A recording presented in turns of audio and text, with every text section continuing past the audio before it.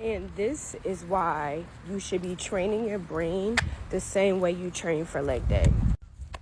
The other day, I was walking and, you think between 60,000 to 100,000 thoughts a day.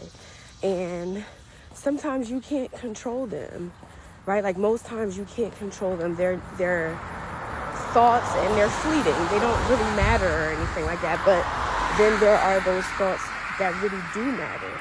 And those are the thoughts that hit you in sore spots. And I don't know what was going on, but I felt myself about to downward spiral. I'm an entrepreneur that has been in business for 4.5 years. And about 1.5 years ago, I decided that I was going to switch my business model.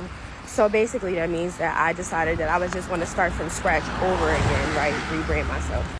So because of that, that means that now I have to re-educate everybody on what I do and, try to educate them enough to know that this is the same product, it's just being given in a different way.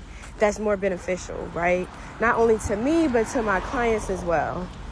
Because I was service-based. So that means I can't be everywhere at one time, but I can send out a product to everybody everywhere. So because I did switch up my business model and I'm essentially starting over with rebranding myself, sometimes I have negative thoughts. Like, is this going to work? Did I make the good decision? Did I make a right decision? How is the longevity of this going to be? Those are things that come up and they consume me. They consume my mind. They paralyze me. I start procrastinating. The whole entire imposter syndrome situation.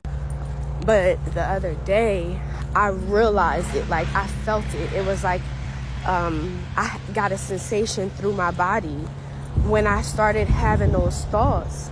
And in that moment, I told myself, you're stronger than this.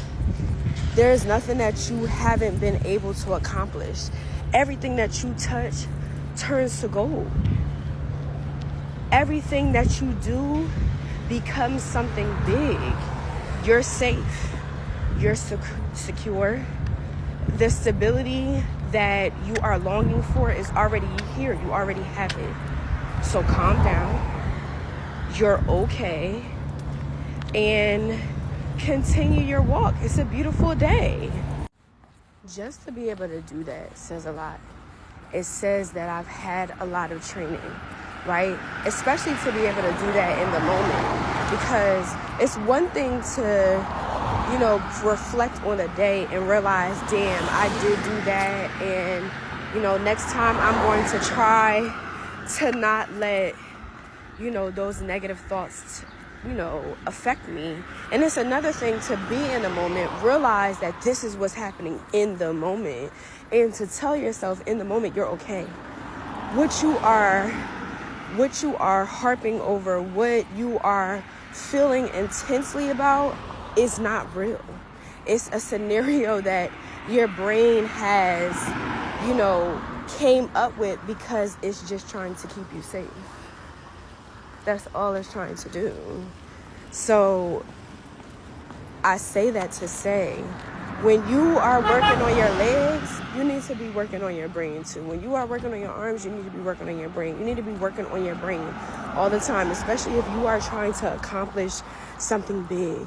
If you are trying to go against the status quo, if you're not trying to be like everybody else, you need to work on your mind. You need to work on your brain. It's the only thing that's going to get you through.